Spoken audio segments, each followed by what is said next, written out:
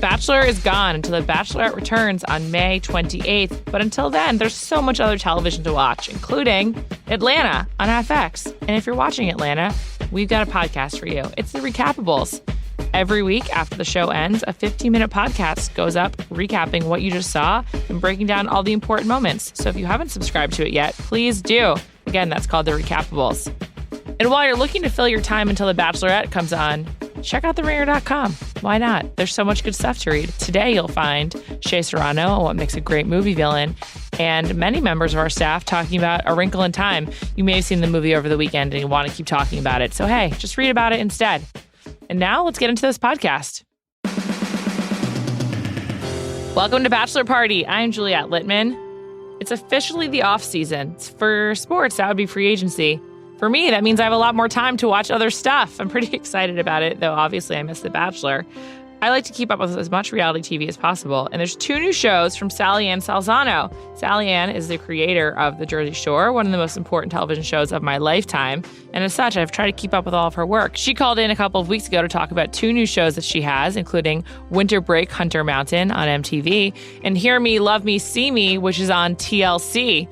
You're going to hear her dog barking in the back, and that's okay, because she called in from home. It was still a great conversation, and I hope you enjoy it. So give it a listen. SallyAnn, thanks so much for calling. How are you? Good. Hey, Juliet. I'm good, thank you. I'm so excited to speak with you. Big fan of all of your work. And oh my God, I love that. Okay. So how did you first start working in reality TV? I came up through the talk show world, which in my mind was the original reality TV, right? It was like real people telling their stories about like unusual or things that were happening to them and Sure. just being honest about their lives. Right. Like And I think that turned into long form. It's like, even if you think about it, like we used to do like makeover shows and reunion shows, and then there went on to be shows like The Locator that were all about that. I think a lot of long form reality shows today come from original either game or, you know, talk show formats. It's like even The Bachelor, like think about it as a long form of the dating game. Yeah. You know what I mean? So after you did talk shows, how did you segue into the more like what we think of now as reality TV? Because you worked on the early seasons of The Bachelor, right? I did, and that basically came about where it's funny, no one would hire me in reality because I didn't have experience. And it's funny, reality was so new that really no one had experience. But having the talk show experience almost hurt me because they were like, wait, you don't do this type of show. They were taking people that didn't know type of show over that. And it's funny, I met with this woman who is a dear friend of mine to date, and I really credit a lot of what I've learned from her. Her name was Lisa Levinson, and she was doing The Bachelor. And one of her friends was my boss over at ABC, and I was like, get another talk show pilot. She offered me the talk show pilot. I literally started crying. I'm like, I just want to work in reality. And she was like, what is going on right now? I'm like, I'm literally having a mini meltdown at age 26 that I can't get it together. And she was like, oh, do you know Lisa Levinson? Have you heard they're doing this new show, The Bachelor? I'm like, wait, what? And I went and met Lisa. And Lisa and I not only hit it off in the meeting, but Lisa was a former Jerry Springer producer. Oh. So she'd made the transition. Yeah, I had the same trouble. She's like, talk show producers leave no stone unturned. You stop at nothing. And you're always coming up with new ideas, new segments, new everything. She's like, I'd love to give it a whirl. And so off to The Bachelor I went, and I was there until season 5 of The Bachelor and season 3 of The Bachelorette. So it was 8 seasons total plus Trista's wedding. Right. And they're like the belle of the ball whenever they're around because they're still together, which I think people just find amazing. Oh my God, I love them so much. I can't even tell you. Working on that season with Trista, you truly watch 2 people fall in love in a way I don't know if I ever have again. Interesting. Yeah. Well, did you watch Bachelor Winter Games? Because they were. I didn't. They held the torch at the beginning. Like they did only because I was shooting. Oh, okay. But I still watch Bachelor. I love it. I'm still a huge fan. But to me, Trista is the OG. Oh yeah. And she deserves everything. She did it for the right reason. She met the guy. She moved to Colorado. They have a beautiful family. I don't know. It's just so amazing. It is kind of hard to believe it worked out, but I always thought it was partially because it was so new. So there wasn't as much sort of context for the contestants to bring to the table.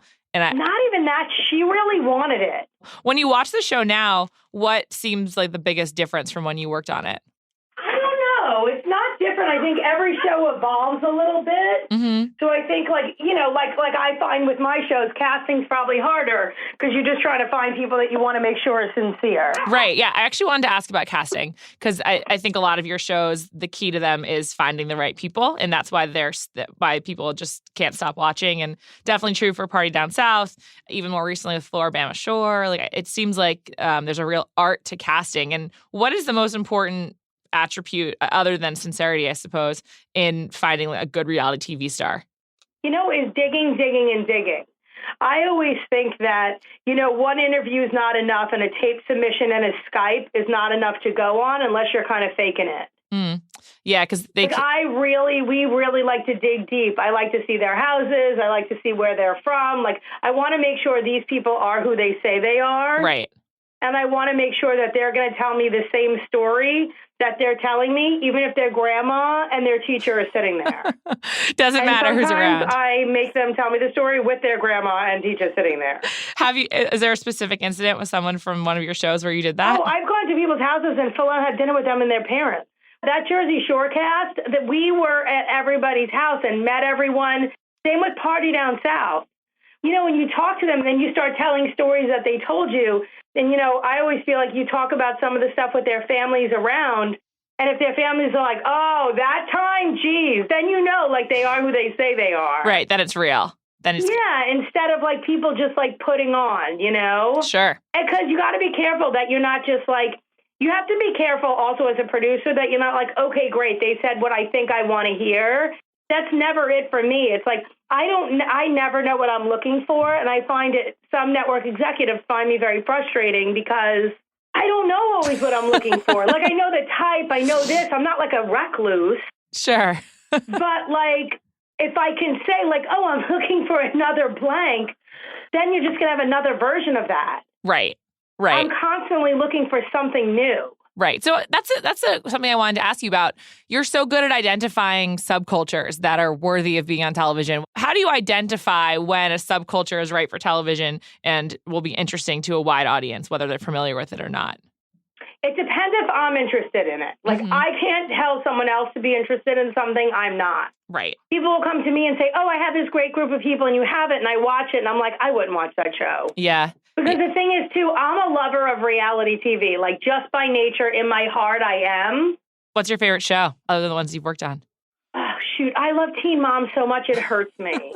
It's really good. It also is sometimes deeply upsetting, which is maybe why it hurts. I've never missed it. I was on the phone with an MTV exec today. I'm like, is Butch still in rehab? Knock it off, essay. I literally am always trying to get information. I love it so much. I love those girls. I don't know. I love it. But I also have an extreme amount of respect for how hard it is to make that show. Yeah, I can't even imagine. And also, it's the people that they have on the show have been on for many years. And it also is a level of, you're let into those girls' lives in a way that a lot of reality stars actually don't have to go through. Right. And I'm a huge Below Deck fan. Yeah. I love Housewives. I love $1 Million Listings. Me too. I love all of those. I love Say Yes to the Dress. Oh, my God, I love Four Weddings. Four Weddings is another, OG. That show's been around a long time. It's good, though. Yeah. It is what it is. And Four Weddings is that damn show where the next thing I know, 5 hours has gone by. I know. You can just watch them. Then another one starts, and then it's my wedding's going to reign supreme. I get so caught up in who's getting out of that limo at the end. There's so much stuff that I'm just into. Where did the idea for Hear Me, Love Me, See Me, your TLC show come from? Because it's a little bit different. Funny. Hear Me, Love Me, See Me is actually an international format. So I work with a company, work for a company called Fremantle. A couple years back, I had merged my company with theirs. They had acquired a portion of us. They do a lot of big stage shows and stuff like that. And although we do those shows too, it's funny. This was the first one of their formats where I was like, let me get my hands on that. And I was at a development conference in London, and there was a guy there from the Israeli office, and he showed this tape, and I went up to him and I go, oh my God, we've been developing something like this internally, but this is better. This takes it to the next level. I want to represent this in the U.S. And you have to, and they basically contacted the head of Fremantle and were like, listen, she really wants this. Let's give it to her. And I feel like TLC is the best home, not only because I'm such a fan of TLC programming. So for me, it's like a coup. I'm dying to have a show over there. I love it too.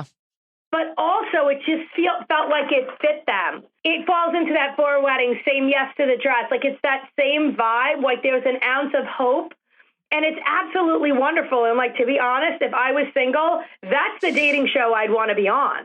And it's a woman is at home basically watching a man, three guys go through their day. So, yeah, we do it in one spot. We do it in a hotel room suite because there's so much equipment to make it work with the technology. Mm-hmm. And the woman is sitting there, and she basically in one day gets the opportunity to date three different men. All of the men are wearing these cameras. They are everywhere, 2 hours away, and the frequencies carry them. She can talk to them live. She wakes up with them. She sees their house, their dog, them getting up and getting dressed, going to work, meets their friends, meets their parents, everything. It's so wild. She can see everyone, and she can talk and interact with everyone live. She cannot just see the guy that she's dating because he's wearing the camera. So everything is from his point of view. Right. It's sort of like old school speed dating, the way that people would or not speed dating, but they would get tapes of this is who I am. And you watch it on your couch and decide if you're interested or not. Totally. Old school, before Match.com. Yeah. Way old school, before the internet, basically. Yeah, you would join up for a dating service. Right. But the difference is you're live talking and you're interacting. And it's if you think of today's dating, everything's based on looks, right? It's fucking Tinder, swipe right, swipe left. Yes. And then you finally date some Yahoo. Then 7 months later, you go to a wedding with somebody and their friends. And you're like, this guy's friends are a bunch of morons. Then you meet their parents and they're like, oh, I can't see myself. And I think so many people don't realize or forget the fact that you're not dating a person or marrying a person. You're dating and marrying someone's entire life. It's a good point. It's very true.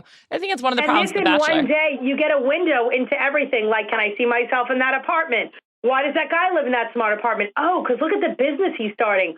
Okay, I see. You really are into it and you see the people's passion. And then at the end of the night, the three guys walk in the room, but you've already picked the person. So I already say, okay, I pick Dan. So you say, okay, Dan, I pick you. But there's three guys standing there. You don't know which one is Dan. Right.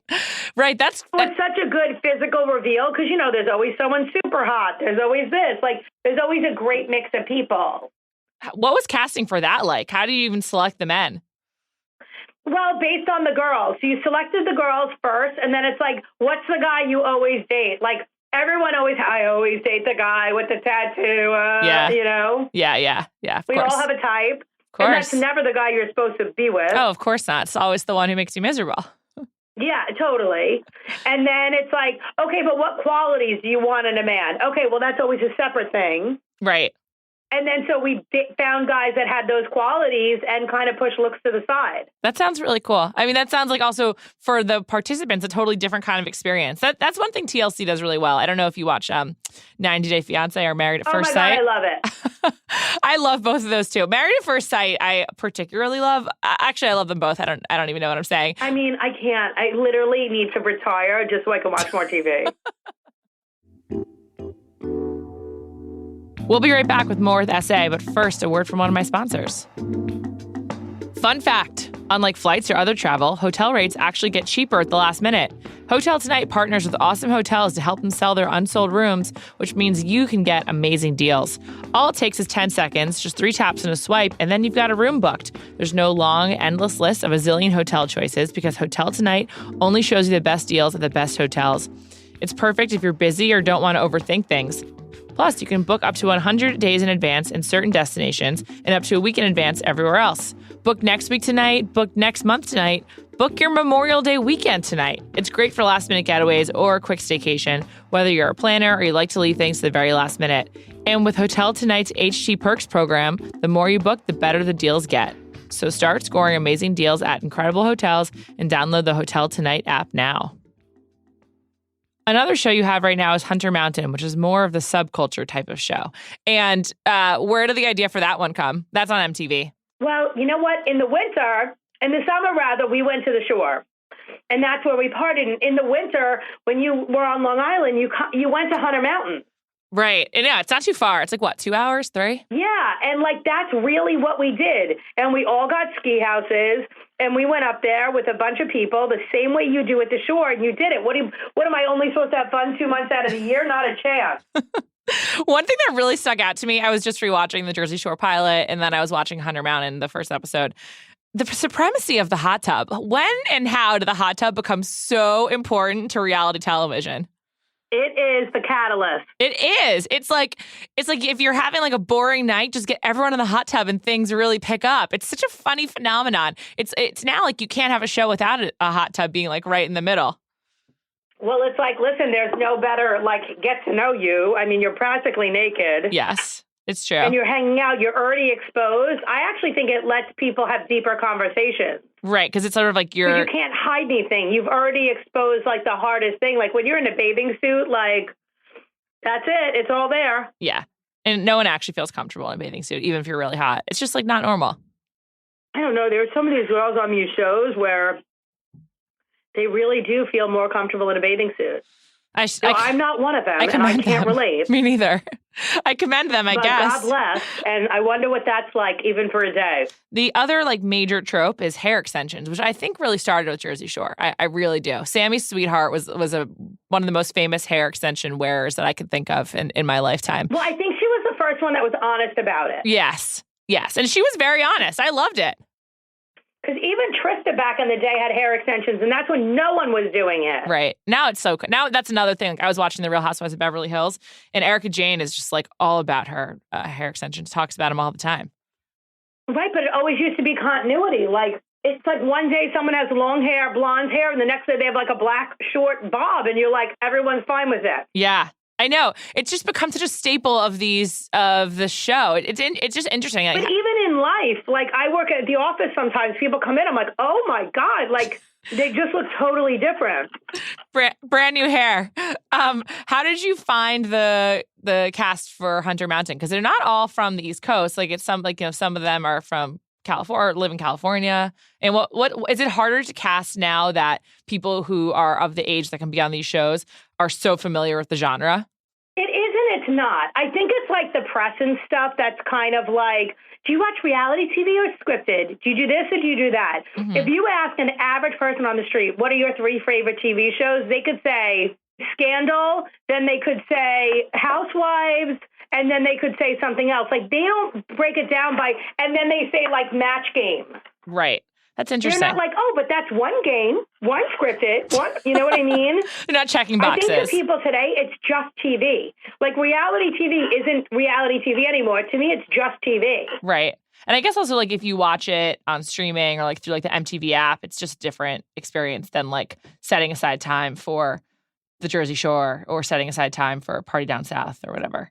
I agree. I don't know. I just think like it is what it is. I feel like, I interview kids and they're like, oh, I want to be an influencer. Right. All right, well then fucking do something. That's such a weird I know, thing. Like people just think that like, well, the problem is kids are sitting on their, couches or their beds and putting on eyeliner and making millions. Right. They don't have to do much to get the big bucks. Yeah. So I think that like it's a little bit of a false thing. Like everybody can't do that because then it won't be special. Right.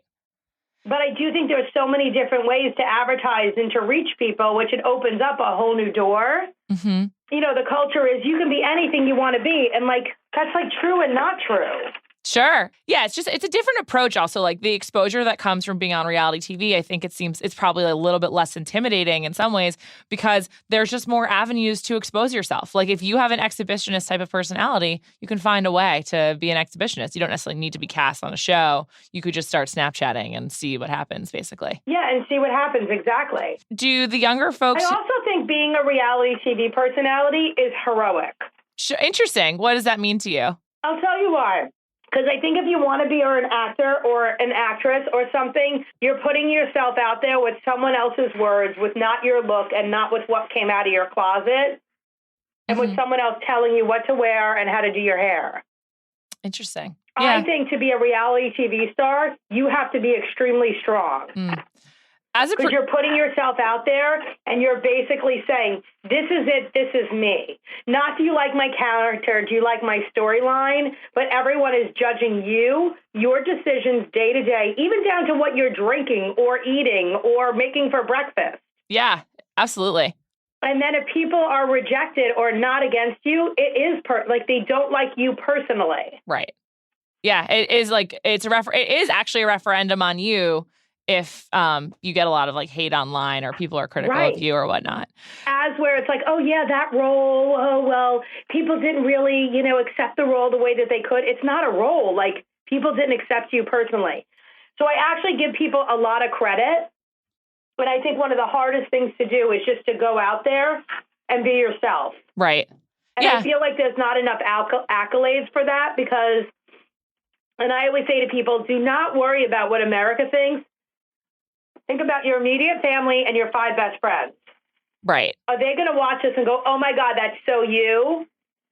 Or are they going to watch this and be like, oh my God, please, if that were me, you would have killed me. Or if that was me, you would have done this. Right. Because if you're not yourself, then don't bother. Right. Do you find that with the shows you've worked on more recently, the people you cast are more aware of what their reception's going to be like? Or do you just try to find people who won't care, basically? I think if they ask me questions about it, I'm like, cross them off the list. Yeah. Sometimes they're a perfect character, but sometimes what they ask is like they're not going to be able to just enjoy the experience. Yeah. As a producer, and when you're like on set, and this is a big part of The Bachelor, which is kind of controversial, how much do you encourage the cast, for lack of a better word, to act a certain way? Like, do you have like a stance on your shows of like how producers should interact to get desired behavior? You shouldn't. Was that a big part of The Bachelor when you worked on it? No. That's interesting. It wasn't. It obviously has a reputation now as being very produced and a lot of sort of like prompting from producers to like talk about certain things. I have no idea. I mean, when I was there, we didn't really do that at all. That's interesting. Did you do that at all with the Jersey Shore cast when that started? No. That's so amazing. No, it's not. I think it's just making them feel comfortable. Mm-hmm. To me, the biggest thing about reality TV is trust. Right. They have to know that you're putting them in an honest light, basically. Yeah, like I'm not making up a story. It either happened or it didn't. Right. Right. And in most cases, even if they call me like, I can't believe you did that, I'm like, oh, really? Do you remember what else happened that night? And they're like, oh, yeah, I guess I owe you a thank you. I can't believe you did that, actually. Yeah, it's a little bit of that. And like, listen, I don't go out of my way to make people look bad at all, but it is the type of thing where everyone's life has an up and down. Right. On a different note, what was it like working with Martha Stewart and Snoop Dogg? Oh my God, obsessed. What's one thing that we don't know about Martha Stewart that is incredible? She is a savage. Really? What was her relationship like with Snoop when the cameras weren't rolling? Exactly like it is when the cameras are rolling. First of all, I've never worked with two people that respected each other more than those two. Really? That's fascinating. They love each other so much. Like, I mean, so much. Respect, respect, respect, respect. Like, if I call Martha and I'm like, she's like, I'm cool with this. What did Snoop say? I'm like, I had to call someone first. Oh, wow. Were they equal? But it's like, and then I call Snoop. He's like, I'm cool, but is Martha cool? I'm like, 100%. How lovely. So I would always call and be like, hey, Martha's not so stoked about this. What do you think? Interesting.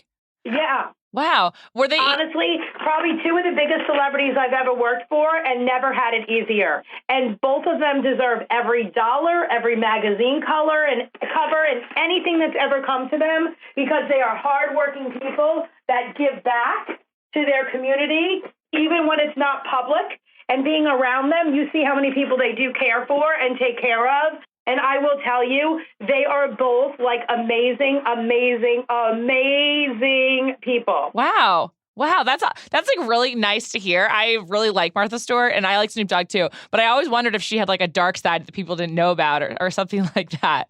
No, no, she just does stuff sometimes that I just love. Like, she loves like a fucking bologna sandwich. Me like too. She loves like a straight up grilled cheese. You know what I mean? Yeah. Like, she goes on an airplane, she like packs a sandwich with like white bread and turkey breast that she's like cutting off of a turkey carcass. That's incredible. She had invited me up to her Christmas party this year, and I brought my aunt, who's like a huge fan, and just everything. She's in that kitchen, like making pigs in a blanket, like she's doing it at a Christmas party with 400 people. That's amazing. Like, she baked every dessert that was on the table. She's like a dessert. I mean, she's like literally, she's the most amazing person. That's really exciting. I mean, and just like delightful to hear, because she has a reputation in a certain way, and it's nice when people actually live up to it. That's great. I'm thrilled to hear it. So lastly, in addition to the Hunter Mountain show and the new dating show on TLC, Jersey Shore is coming back with Jersey Shore Family Vacation, and it's got 7 of our faves. No Angelina, of course, but Dina, and no Sammy, but everyone else is back, and I'm super excited. How did the filming go for that? I got to tell you, I am still coming off of it. I came back, I got the flu, a root canal. Like, oh my God. It literally took the life out of me. Oh my God. It was, for anyone that doubted, do they still have it? The answer is yes. And it is amazing. They are just amazing. I laughed for 30 days. Like, I've never laughed so hard in my entire life. What is the main difference? I mean, Jenny and Snooki are moms, and they've all obviously, changed in the last 9 years. What's the biggest difference between filming the show now and the original season back in 2000? I guess that was the summer of 2009. Wouldn't say much. Really? That's the thing. I expected it to be, but no, it's great. They're almost just better. Is it still a gym tan laundry situation? Like, are they still doing that on a regular basis? Yeah, I mean, they are the same people. That's incredible. So did Jenny and Snooki bring their kids? Did Jenny? No. Got it. So no like partners or spouses or kids or anything like that? No. How much were they getting stopped on the street in Miami? Oh, there's so many paparazzi and so many fans. It was amazing. Do they party with them still? Like, do they party with strangers? 100%. Oh my God. That's incredible. I truly can't believe it. What to you is more surprising? The fact that Snooki and Gianni are still together, or that Vinny has a 6-pack? I would say Vinny having a 6-pack. I think he maybe changed the most from, as far as I could tell as an outsider, from when the show started. I don't know. You have to see it. It's crazy. Okay. Is there like one? I don't know how to describe it. It's just insane to watch, because it seems like so much time has gone by. And then it feels like it was 4 minutes ago. It totally does. I'm really excited for the show to come back, because I feel like my friends are coming back. Like, that was the power of that show, was like their connections you could really feel as a viewer. And it made you feel like you were part of their friend group as well. That's why I'm excited for it to come back, among other reasons. Just need some Snooki. I love them so much it hurts me. I don't even know what else to say. Okay, that's great. I love them. So were you on set the whole time that it was recording? 100%, every day, all day. Wow. How much do you talk to them, like, while filming is happening? Like, is it like on The Real World, they're not supposed to talk to the camera people? I mean, yes and no. I mean, I'm not telling them what to do, but like when we see each other, we, oh, hey, what's up, Yeah. We hang. Like, when we're not shooting, which is never, but like, if Snooki's in the bathroom blow drying her hair, I'll go sit down and chat with her. Like, we all hadn't seen each other. It was like crazy. Right. So it's like a real reunion. Like, yes. Like with college friends. Like, they were like saying to the camera guys, like, oh my God, look at you. You have gray hair. You're so old. So you brought back the same crew as well? Everyone. Really? We went full OG. That is really cool. SallyAnn, thank you so much for taking the time. It was a true thrill to talk to you. And we'll talk to you again soon. Okay, thank you. Yeah, bye. Thank you so much for listening. I hope you enjoyed this conversation. I'm going to try to convince Essay to come back, because Jersey Shore Family Vacation is coming in April, and there's just so much more to talk about. I'll be back in 2 weeks with another episode of Bachelor Party, the off-season. We've got a lot of guests planned, and I'm excited to use this time to explore some other shows. So keep listening to this feed. If you haven't subscribed and you somehow just happened upon this, please do. And check out all the other Ringer Podcast Network shows by going to theringer.com/podcasts.